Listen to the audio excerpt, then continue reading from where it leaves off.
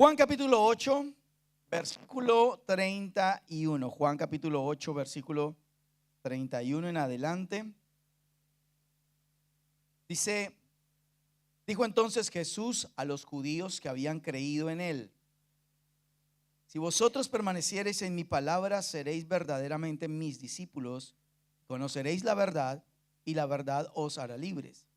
Le respondieron: linaje de Abraham somos y jamás hemos sido esclavos de nadie. ¿Cómo dices tú, seréis libres?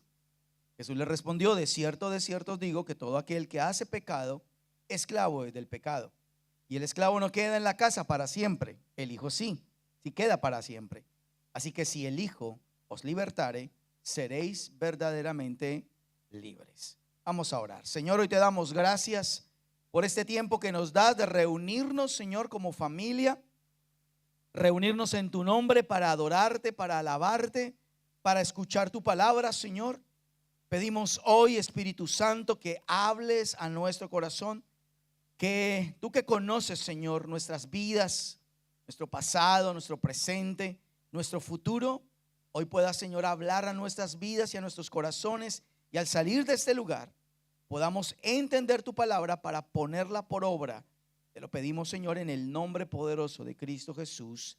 Amén y amén. Hoy le he puesto título a esta charla: esclavos, prisioneros y libres. Ese es el título de la charla: esclavos, prisioneros y libres. La similitud entre un esclavo y una persona que es prisionera es que las dos personas han sido cohibidas de su libertad. ¿De acuerdo? Los dos han perdido su libertad. Ahora, ¿de qué hablamos de libertad? Libertad es lo que hace el ser humano por su propia voluntad. Eso es la libertad. Haces cosas, lo que quieras, por tu propia voluntad. Pero la similitud entre esclavo y prisionero es eso, que los dos han perdido su libertad. Ahora, ¿cuál es la diferencia entre un esclavo y un prisionero? Que el esclavo no tomó la decisión de ser esclavo. No es esclavo por su propia decisión. El prisionero, al contrario, por su decisión, está en la cárcel. ¿De acuerdo? Un esclavo no es esclavo por decisión. Y ahora más adelante lo vamos a explicar. Y un prisionero toma una decisión que lo lleva a la cárcel. Esa es la diferencia entre las dos. Y yo pienso que este tema precisamente habla de las etapas que muchas veces un ser humano puede vivir. Puede vivir siendo un esclavo, puede vivir siendo un prisionero, o puede vivir en libertad. O, ¿por qué no?, puede estar viviendo dos situaciones: siendo esclavo y siendo prisionero. Una persona puede ser esclava y al mismo tiempo prisionera. Y vamos a darnos cuenta de las diferencias que esto implica. Ahora, hablemos un poco de lo que es esclavo. Vamos a ir por partes. Estas son 3 partes que vamos a tener en la reunión, en la charla. El esclavo, normalmente el esclavo es fruto de alguien que es más fuerte, que somete a un débil y lo esclaviza. Normalmente esa es una situación que se presentaba mucho en las épocas de conquistas, donde venía un ejército grande, fuerte, y conquistaba un territorio más débil. Así que lo que hacían era poner bajo esclavitud a esas personas. Es decir, esas personas no eligieron ser esclavos, sino que fueron hechos esclavos.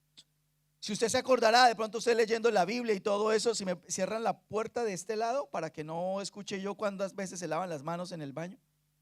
Eso. Cuando usted mira en la Biblia, usted encuentra que uno de los ejemplos es, por ejemplo, el pueblo de Israel.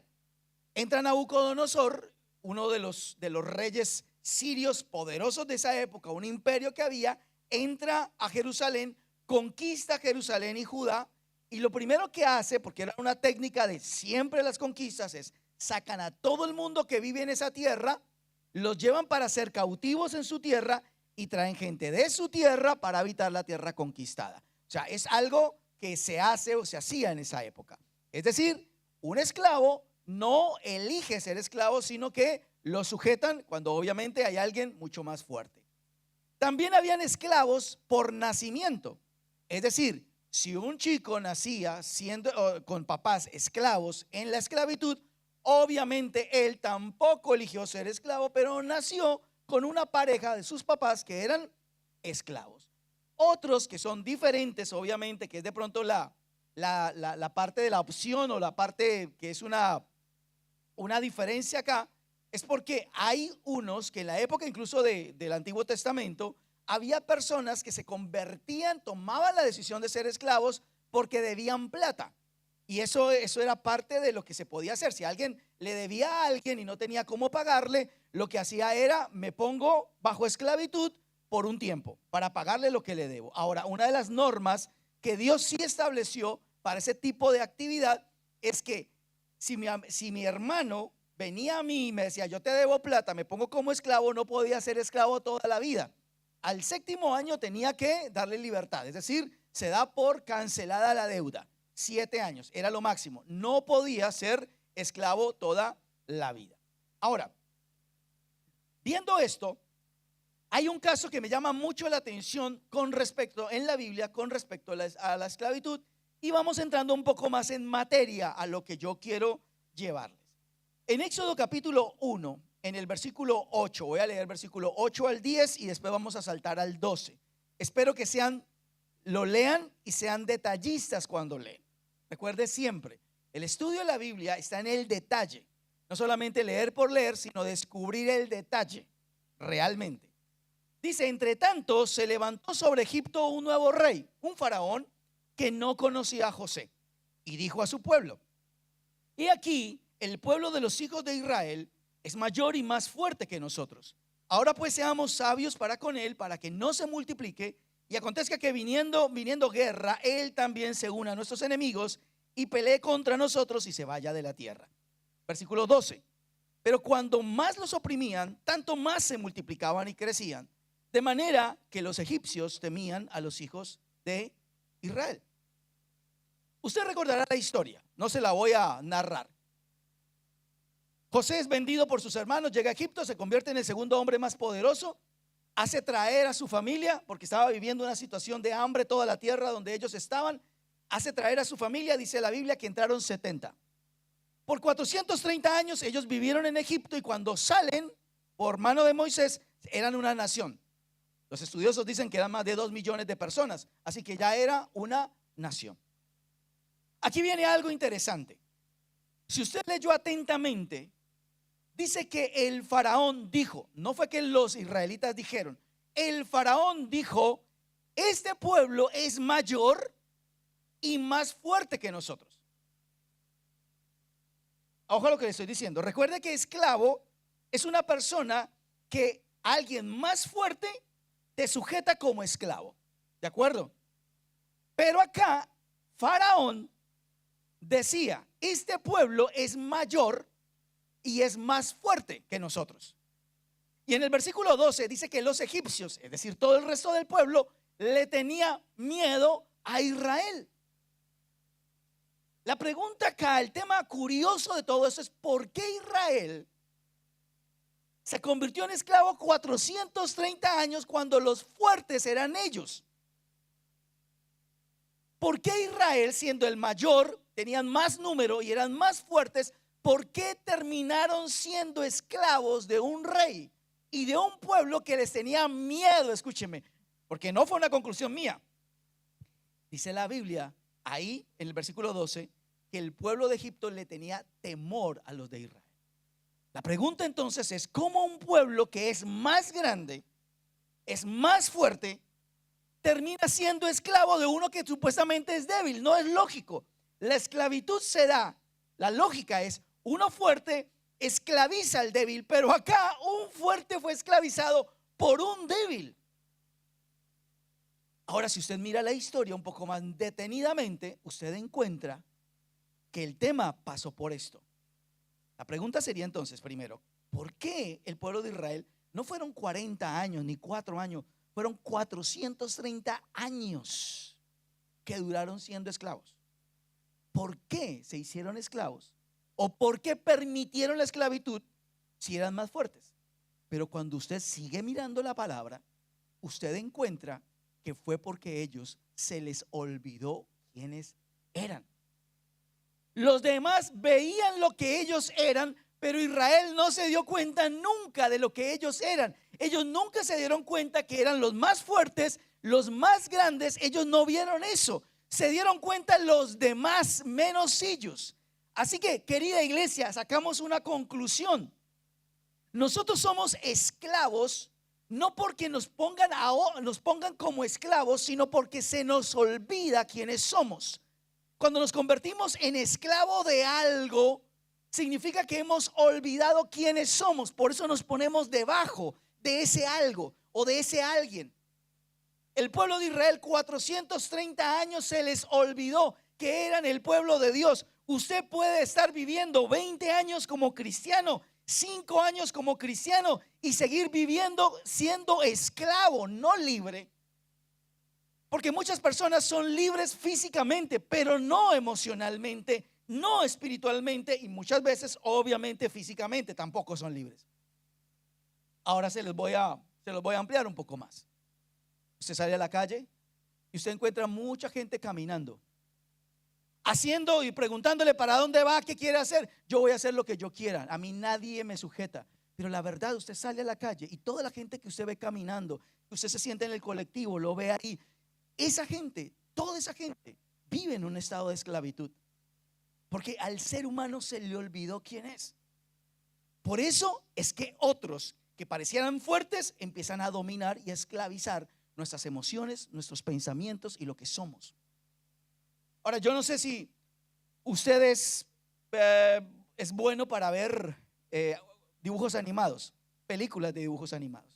A mí, pues obviamente como papá, desde que tenía a mis hijos, pues me tocaba ver dibujos animados y de por sí me gusta ver algunos. Pero yo no sé si usted ha visto esta película que me ayuda a ilustrar esto. Y si no se la vio, se la invito que para tarea, para hacer más fuerte la charla, la película de Bichos.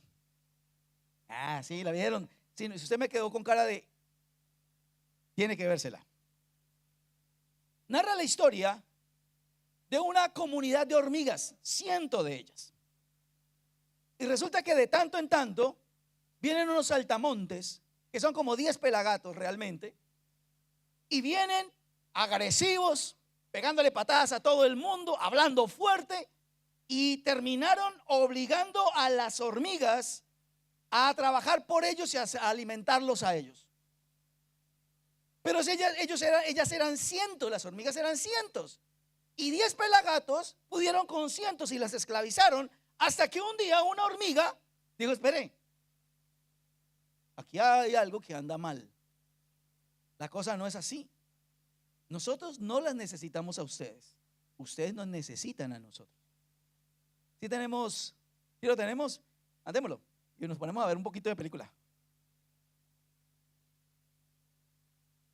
Como salga, o sea, perdón, pero esto fue de última hora. Uy, más abajo.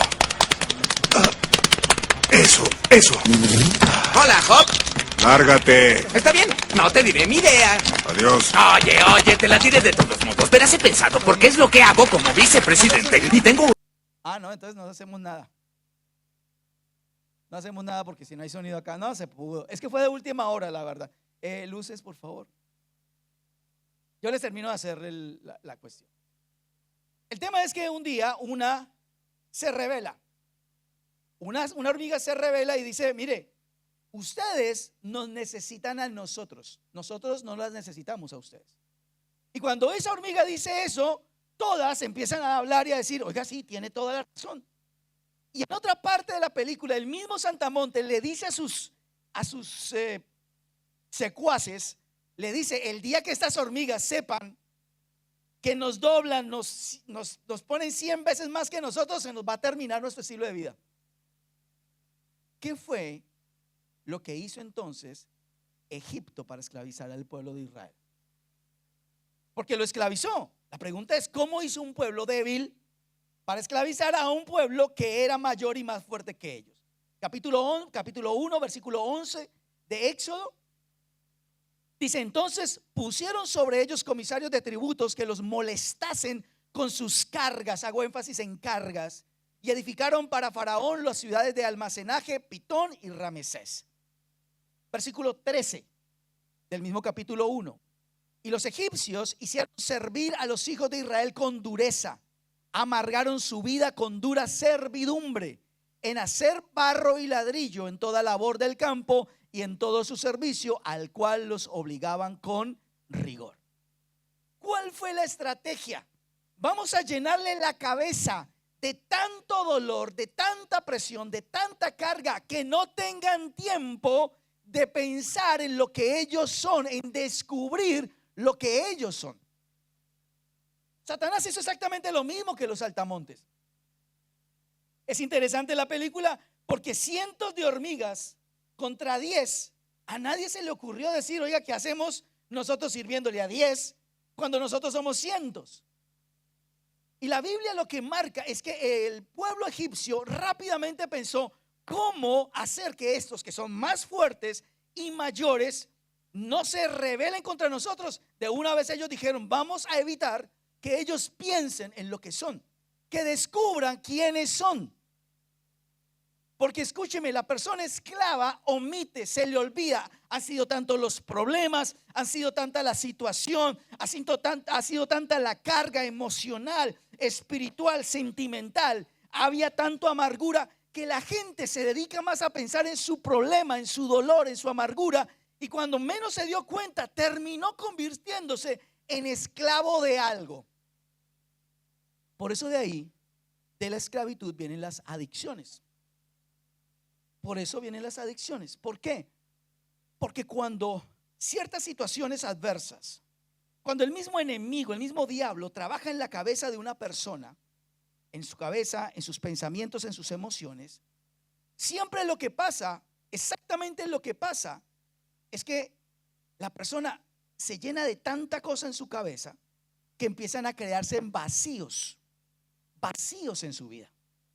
Le voy a leer, se lo voy a leer, lo que habla o lo que encontré, lo que significa la palabra o lo que es una adicción. Es un resumen, obviamente. Por favor, me respetarán los psicólogos y psiquiatras la definición, pero le voy a dar esto.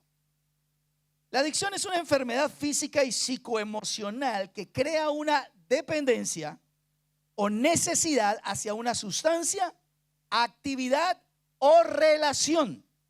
Ojo, no es solamente un drogadicto tiene una adicción. También en una actividad se puede tener una adicción.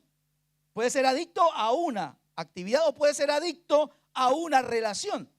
Se basa en la búsqueda del alivio a través del consumo o uso de sustancias u otras conductas similares. El desarrollo de esta conducta implica para la persona adicta la incapacidad de controlarlo, la dificultad para abstenerse, el deseo del consumo, disminución del reconocimiento de los problemas derivados de la adicción y en las relaciones interpersonales, así como una respuesta emocional disfuncional. No le funciona bien sus emociones.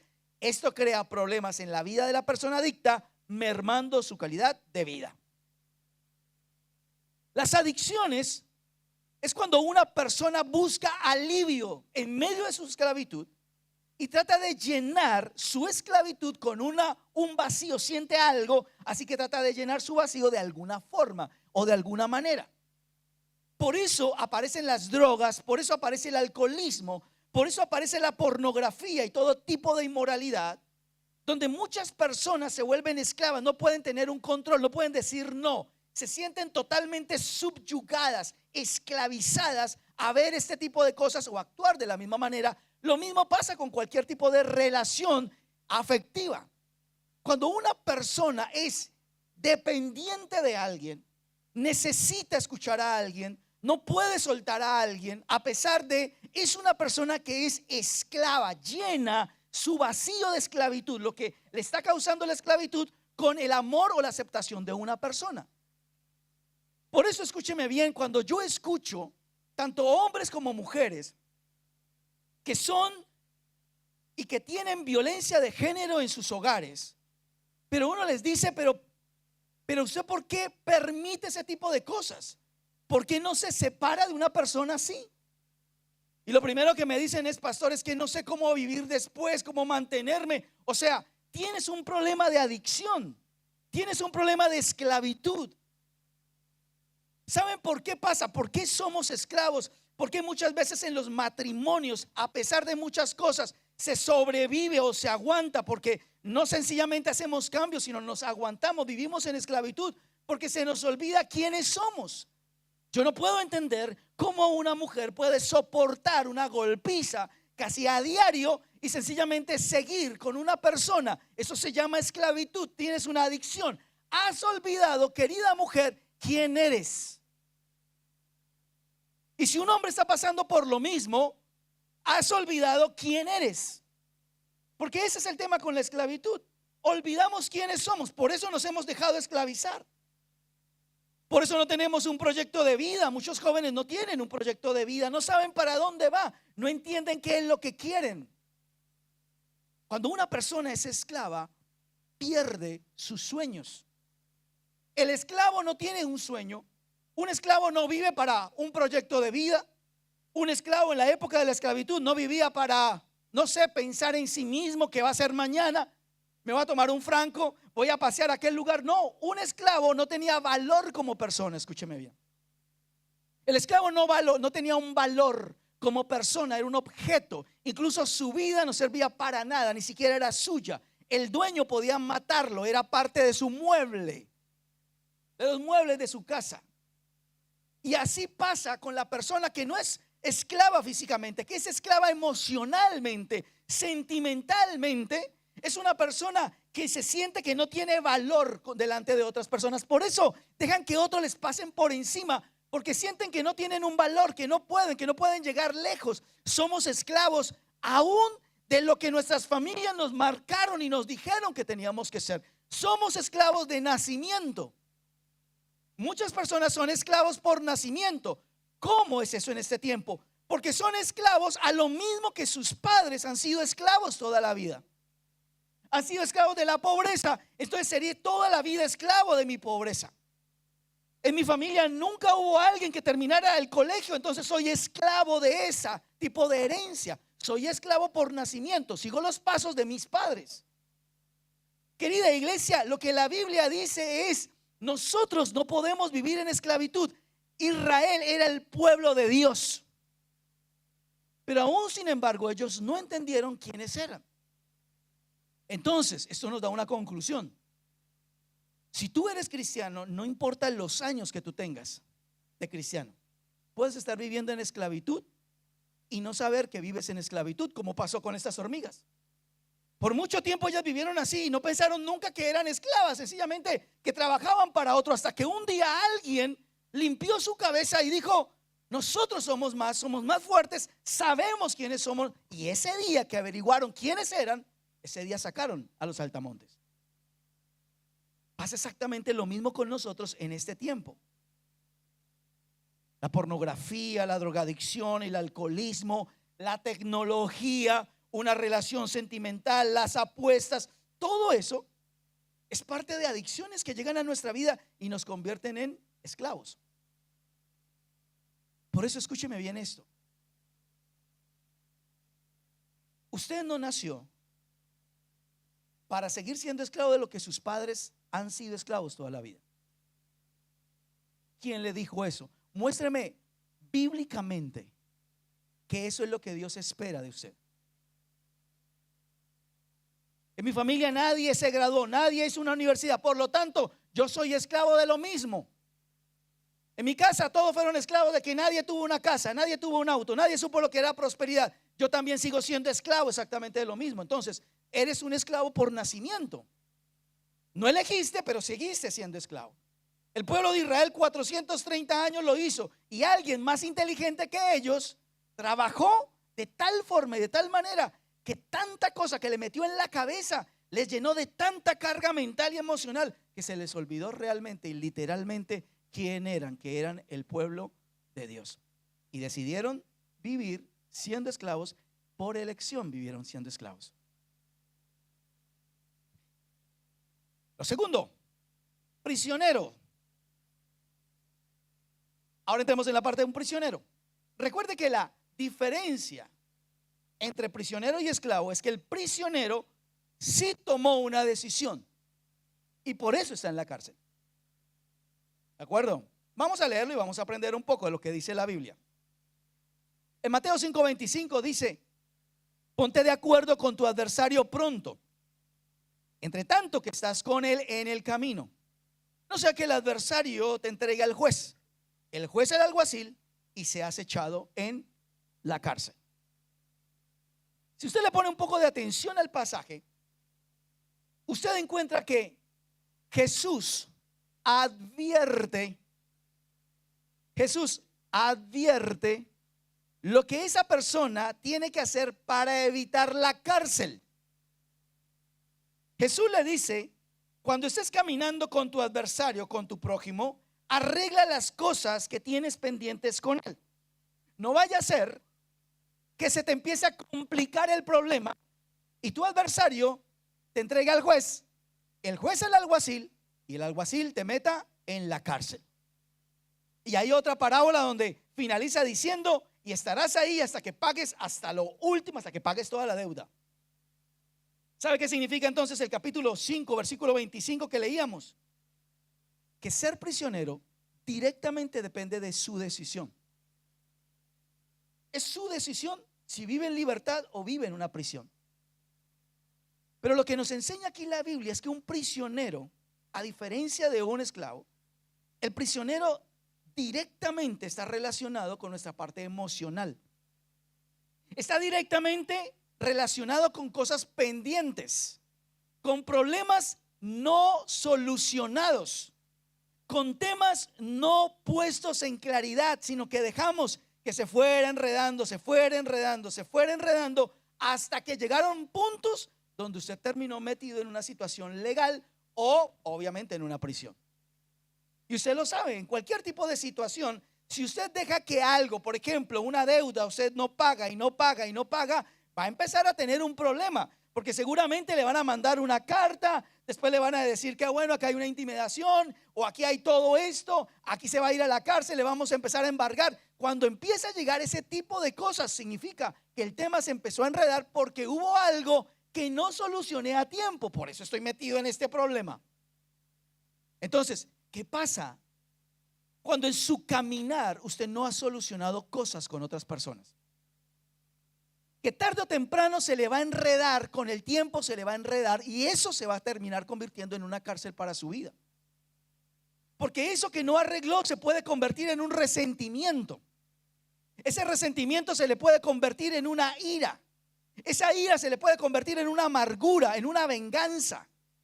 Y se te va complicando hasta que estás metido o estás metida en una cárcel donde no puedes salir. Volvemos a lo mismo, sales a la calle y tú ves gente caminando con libertad, pero no significa que no sean esclavos y prisioneros de algo. Sus emociones, su mente está prisionera de algo. No son libres. No son libres. Porque están llenos de amargura, porque están llenos de resentimiento, porque un día decidieron no perdonar, porque un día decidieron no olvidar, porque un día decidieron no solucionar el tema. Y con los años, ojo, con los años, eso se recrudece. A mí me encanta mucho, en la Biblia hay varios casos, pero hay un caso donde habla que una de las hermanas de Absalón, hijo de el rey David, fue abusada por uno de sus hermanos. Fue abusada la hermana de Absalón, y dice la Biblia que Absalón no dijo nada. Supo que su medio hermano había abusado sexualmente de su hermana y nunca dijo nada. Me encanta como la Biblia hace la descripción y dice: pero pasados 2 años, no fue en el momento, pasados 2 años, Absalón nunca olvidó, jamás se sentó a hablar con su hermano, a encararlo, a confrontarlo, lo que sea, sino que dice que pasados 2 años, él se inventa una fiestica en su casa y le dice a su papá David: ¿por qué no le dices a mis hermanos que vengan a la casa? y celebremos juntos. Pero él ya estaba pensando en matar ese día. Ya le había dicho a sus criados, cuando esté bien borrachito mi hermano, mi medio hermano, lo van a matar y de ahí me voy a vengar por lo que le hizo a mi hermano. A veces hay situaciones en su vida que no es de días o semanas, años. Para crear un espíritu de venganza, pensar matar implica un envenenamiento continuo, una cárcel donde no te puedes salir. Te envenenas y te envenenas, te llenas de tanto resentimiento, de tanto dolor, de tanta venganza. En las parejas pueden suceder eso. No solamente mi prójimo significa mi vecino o un hermano. ¿Cuántas parejas son dañadas o se dañan por heridas que nunca solucionan? Nunca solucionan. ¿De qué sirve una pareja donde su cónyuge de pronto la acaricia o le dice palabras muy tiernas y en la noche la está acabando a golpes? O sea, ¿en dónde está el sentido de todo eso? Vives en una prisión y en una esclavitud, así de sencillo, porque perdiste tu propia identidad, no sabes quién eres. Soy un esclavo, por eso me dejo trapear de todo el mundo. Pero también soy prisionero porque estoy viviendo en eso, en una cárcel de dolor, en una cárcel de amargura, en una cárcel donde por muchos años he llevado ese problema, nunca lo he podido solucionar. ¿Hay casos que se pueden solucionar? Claro que sí. ¿Hay otros que necesitarás un buen consejo, una buena administración? Claro que sí también. Hay otros que es peor, murió con el cual usted tenía el problema y quedaste con el problema. Le voy a decir otro caso. Todos nosotros en algún momento de nuestras vidas, si usted no lo ha vivido, lo va a tener que vivir, porque todos los seres humanos pasamos por pérdidas de seres queridos. Son cosas que sabemos que va a pasar, pero nadie está preparado realmente para eso. El problema no es la muerte del ser querido. El problema no es ni siquiera el dolor por la muerte del ser querido. Porque a ti te puede doler, eso es normal. No somos de palo los seres humanos. Si hay un ser querido que murió, nos va a doler, vamos a extrañar, vamos a sentir el vacío de la persona. Vamos a llorarlo por días, semanas o meses. No le puedo decir a usted, no, si usted es cristiano y cree en el Señor Jesucristo, usted no debería llorar. Es parte de nuestro dolor, de nuestro luto, de la manera como nosotros hacemos eso. Incluso el mismo Jesús, sabiendo que iba a resucitar a Lázaro, cuando vio la tumba, ¿qué hizo? Lloró Jesús. Esa es una naturaleza nuestra. ¿Saben dónde está el problema del dolor? Cuando lo conviertes en tu cárcel. Ahí es donde está el problema. Cuando el dolor lo conviertes en una cárcel donde te aíslas, donde ya no quieres saber de la iglesia, no quieres saber de Dios, no quieres saber de nada ni nadie, ahí es donde tu dolor, que debería ser normal, se convierte en una cárcel. Y ya la cárcel es otro tipo de problema. El dolor es normal, escúcheme bien. Nos duele con la partida de un ser querido, siempre nos va a doler. ¿Lo vas a llorar? Llóralo. Quema tu luto como debes quemar el luto. Avanza en la vida porque obviamente las cosas van a continuar. Un día vas a llorar menos, vas a extrañar más. Otro día vas a llorar menos y vas a extrañar a esa persona hasta que un día no vas a llorar más, sino vas a tener uno de los más gratos recuerdos de esa persona a la que amaste. Pero cuando tu dolor lo conviertes en una cárcel, entonces ahí es donde está el problema de las cosas. Porque si el dolor lo conviertes en una cárcel, entonces el dolor se te convierte en una amargura. El dolor se te puede convertir en una culpa. ¿Por qué? ¿Por qué no estuve? ¿Por qué no le hablé? ¿Por qué no le dije? El dolor se nos convierte en amargura, se nos convierte en culpa, se nos convierte en queja, se nos convierte en aislamiento. El dolor como cárcel no es bueno, porque a veces nosotros mismos nos autometemos en la cárcel, porque tomamos la decisión un día de decir, es mi dolor, me aíslo, no quiero saber, y ahí tú tomaste una decisión. Vuelvo y le repito, dolor lo tiene que sentir. Unos más que otros, obviamente, porque también depende mucho de nuestro carácter. Nuestro carácter Desafortunadamente o afortunadamente es una marca. Se le puede morir el mismo papá, pero cada uno de los hijos reacciona diferente a la muerte del papá o de la mamá. ¿Sí ha visto? Cada vez usted le dice a su hermano, pero ¿por qué no llora? Porque no siento llorar. Hay gente que está llorando y otros no. No significa que no le duela. Tiene otra manera de manifestar su dolor. Lo que no puedes hacer es convertir tu dolor en una cárcel. ¿Vamos bien hasta ahí? Pero para eso hay una muy buena noticia. Viene la tercera y última parte. Libres. Juan capítulo 8, verso 36. Así que si el Hijo, ojo, ¿cómo está escrito la palabra hijo? Con H mayúscula. No es el Hijo, es el Hijo de Dios. Es decir, Jesucristo. Entonces dice, así que si el Hijo, Jesús, os libertare, seréis verdaderamente libres. Me gusta la frase. No dice, seréis libres.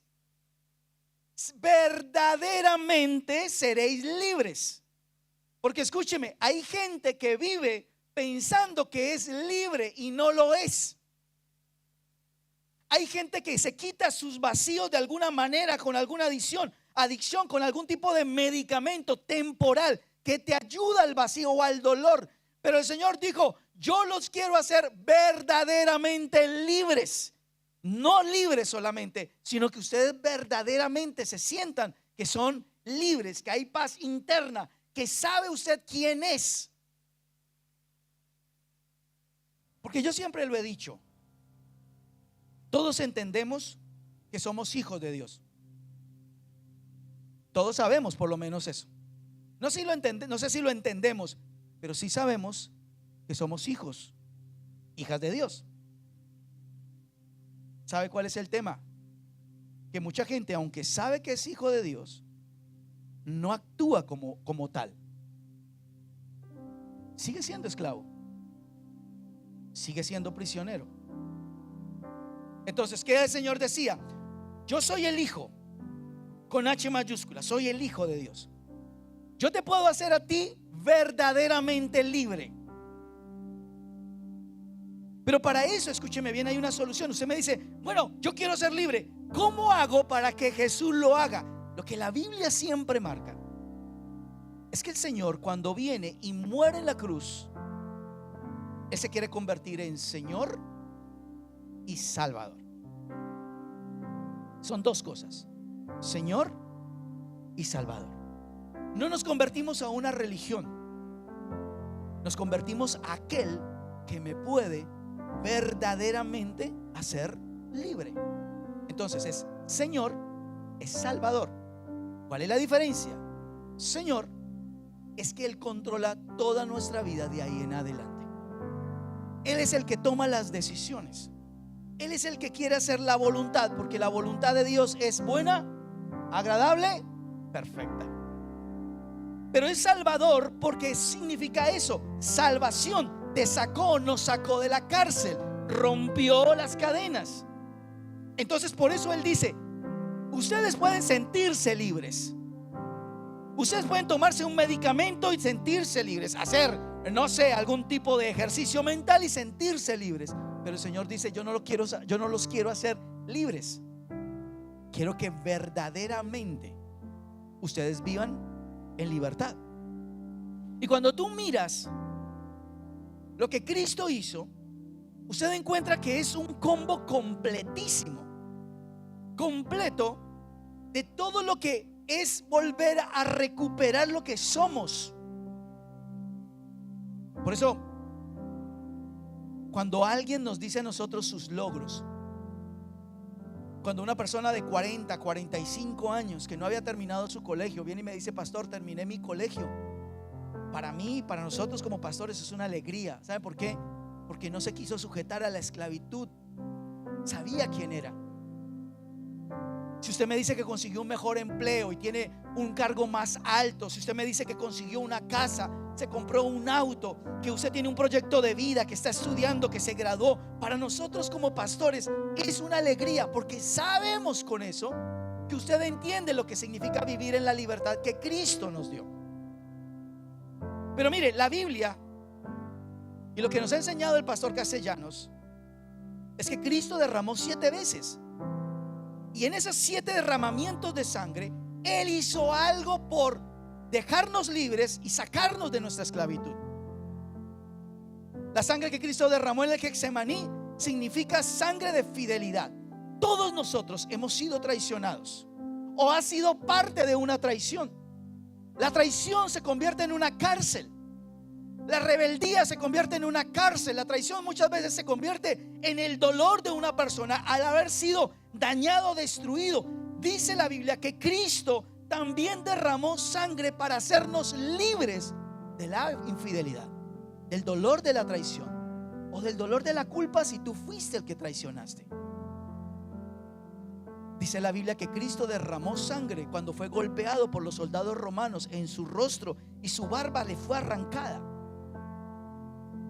La sangre que Cristo derramó en su rostro nos vuelve a hacer recuperar nuestra identidad, lo que somos, lo que usted es, no lo que sus padres le dijeron que era, no lo que la esclavitud, su nacimiento como esclavo le dijo que era usted. No es lo que el mundo le dice, no es lo que la situación le dice quién es usted. Es lo que Cristo quiere que sepa usted y yo quiénes realmente somos. El apóstol Pablo lo describió mejor.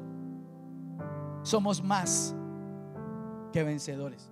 No solamente somos vencedores, somos mucho más que vencedores.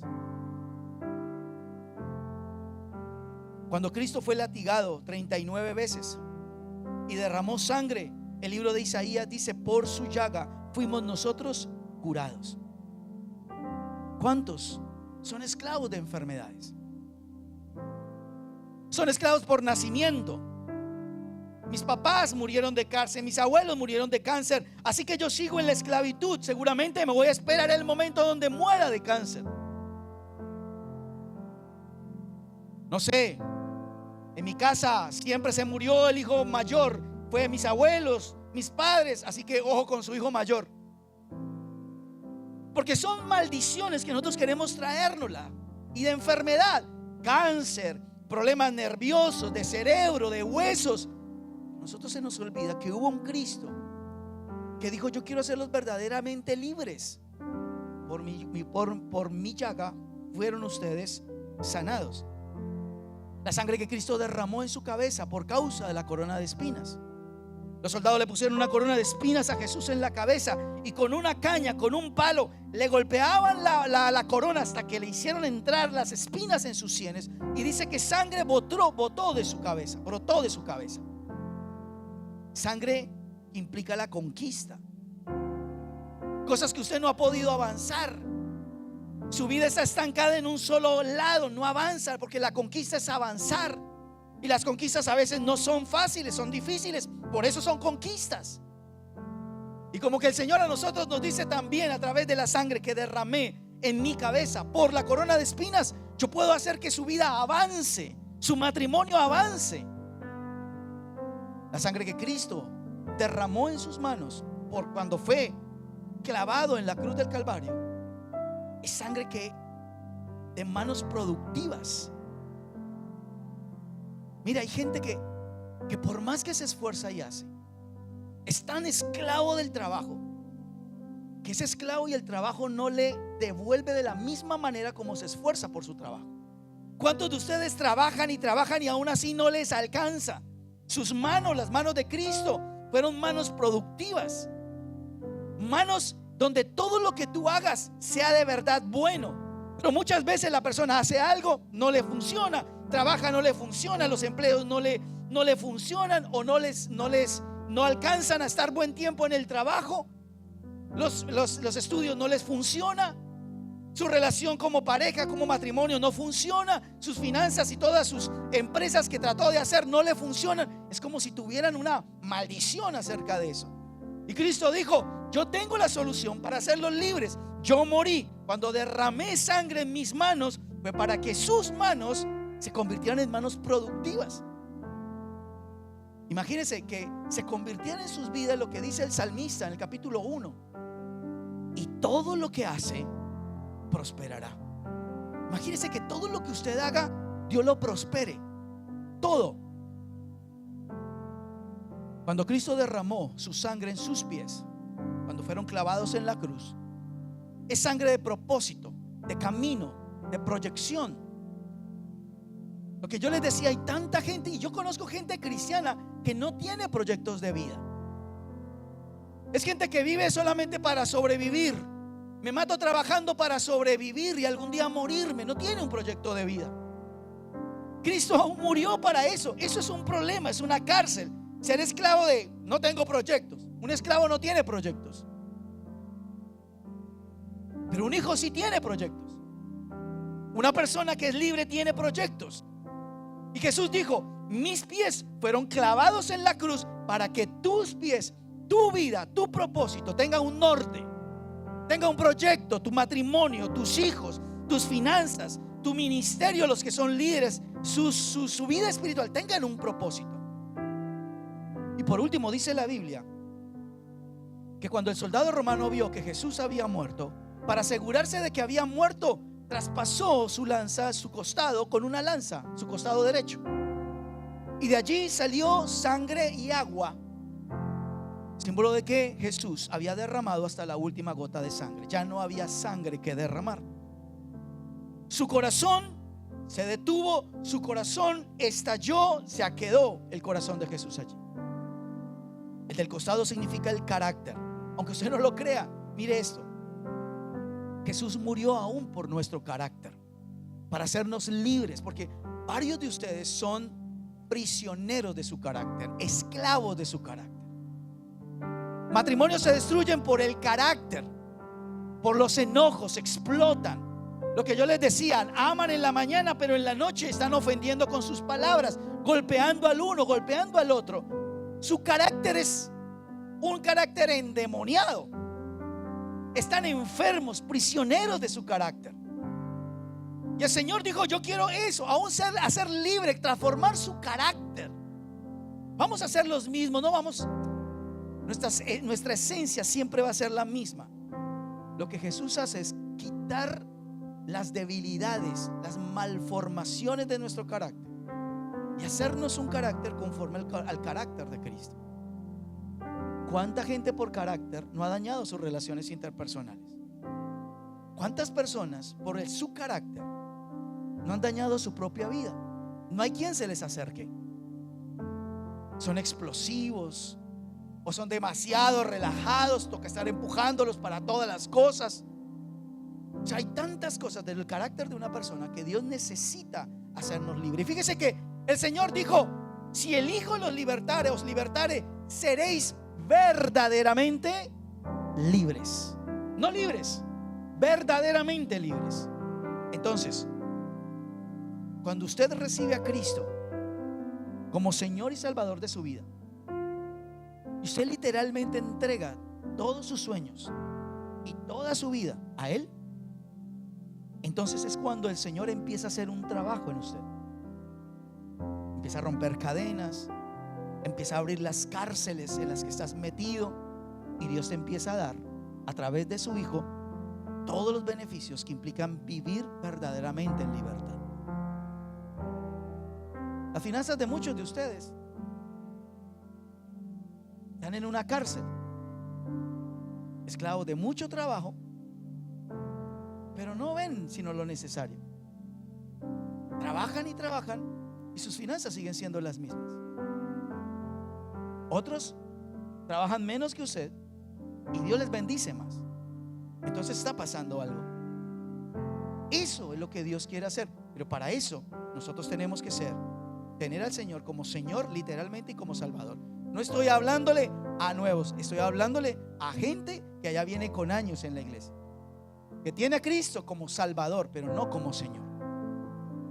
Cuando Cristo se convierte en Señor, ahí es cuando toma el control y saca a todos esos esclavizadores y a todos esos carceleros que han estado metiéndonos a nosotros en ese encerramiento y quitándonos la libertad. No es que usted ande y diga: yo voy a donde yo quiera. Eso no es libertad. La libertad es interna, es emocional, es mental, es paz, Es cuando usted se acuesta, duerme en paz. No hay dolor, no hay resentimientos, no estás aferrado a algo, sabe quién eres. Obviamente de una manera equilibrada, porque puedes saber quién eres, pero pasarte al orgullo. Pero cuando sabes eso, entiendes lo que es vivir en la libertad que Cristo nos da. Amén. Quiero que allí donde usted está se ponga en pie, por favor.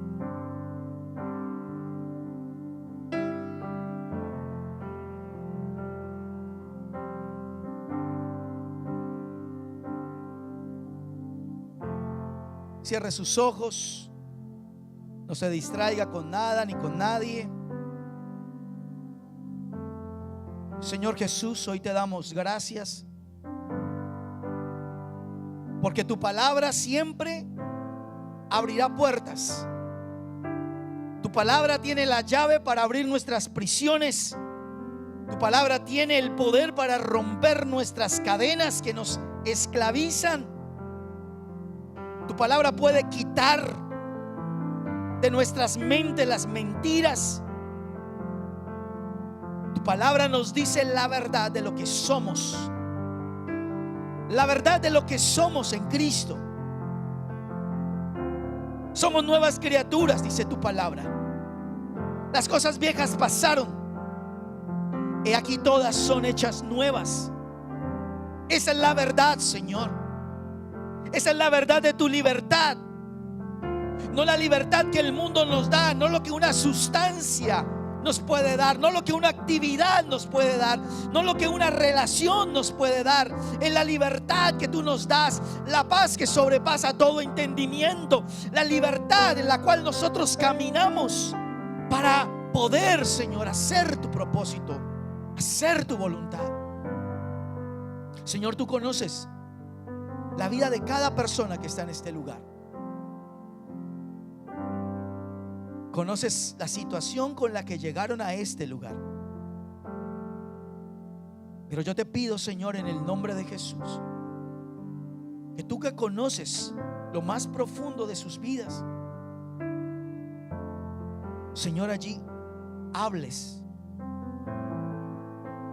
toques sus corazones. Muchos de ellos, Señor, han sido esclavos porque se les olvidó quiénes son. Se llenaron de cargas, se llenaron de amarguras, se llenaron de tantas cosas en su mente que se les olvidó quiénes eran. Se convirtieron en esclavos de sustancias, esclavos de la pornografía, esclavos de la drogadicción, esclavos del alcoholismo, esclavos de la tecnología, de las apuestas, esclavos a un sentimiento por una persona, esclavos por nacimiento. Muchos de ellos están siguiendo solamente los pasos de sus padres y siguen siendo esclavos, Señor. Pero tú nos has hablado hoy para decirnos que tú puedes hacernos verdaderamente libres. Que hoy, Señor, más que nunca en nuestra vida cristiana, podamos entender lo que significa Señor y Salvador. Que más que nunca hoy, Señor, podamos vivir lo que es ser Jesucristo, Señor en mi vida y Salvador de mi vida. Moriste en la cruz para darme libertad. Derramaste sangre para darme libertad, para vivir verdaderamente libre, sin culpas, sin dolor, sin resentimientos ni amarguras, sin deudas pendientes, Señor. Hoy te pedimos en el nombre de Jesús, por favor, ayúdanos Dile hoy al Señor: Señor, ayúdame. Te necesito hoy, amado Jesús. Te necesito hoy en mi vida. Necesito que seas mi Señor. Necesito que seas mi Salvador. Necesito hoy un toque tuyo en mi mente, en mi corazón, en mi familia, en mi matrimonio, en cada área de mi vida. Necesito el toque salvador, el toque liberador tuyo, Señor, en el nombre de Jesús. Porque hoy, Señor, aceptamos tu señorío en mi vida. Porque hasta el día de hoy tú no eras Señor, era mi yo. Mi yo era el que era mi Señor. Yo quiero que con sus ojos cerrados usted repita después de mí esta oración. Señor Jesús, hoy reconozco que te necesito. Reconozco que mi vida ha sido llena de esclavitud y de prisiones.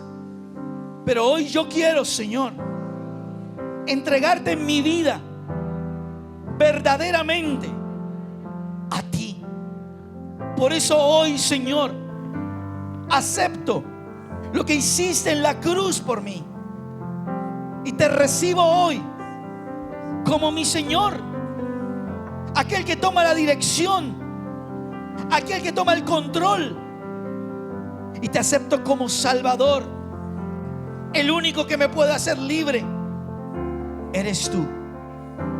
Perdona mis pecados y límpiame en el nombre poderoso de Jesús.